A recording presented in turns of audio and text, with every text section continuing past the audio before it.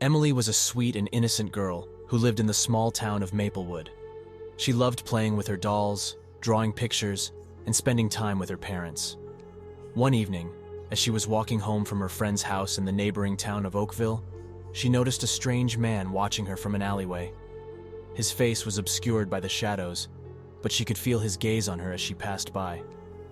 At first, Emily didn't think much of it. She had walked home from her friend's house many times before, and nothing bad had ever happened. But as she continued walking down the dark and deserted street, she realized that the man was following her. Her heart began to race with fear. Panicking, Emily tried to pick up her pace and walk faster, but the man was faster still. Before she knew it, he had grabbed her and forced her into his car. Emily screamed for help, but no one was around to hear her. She was trapped and alone with her kidnapper. The man drove for what felt like hours, navigating through winding country roads and dense forests. Finally, he pulled into a secluded driveway, leading up to a cabin in the woods. Emily's heart sank as she realized that she was completely isolated from civilization. The man dragged Emily inside the cabin, kicking and screaming. She tried to fight him off, but he was too strong for her. Once inside, the man tied Emily up and left her alone in a small room with no windows and no way out. Emily was terrified, but she refused to give up. She tried to escape several times, but each time the man caught her and punished her for trying to leave.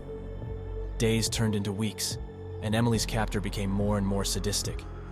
He tortured her, both physically and mentally, forcing her to do unspeakable things. Emily lost all hope of ever being rescued. She felt completely alone and abandoned. One day, Emily's parents received a mysterious letter in the mail. It was from the man who had kidnapped their daughter.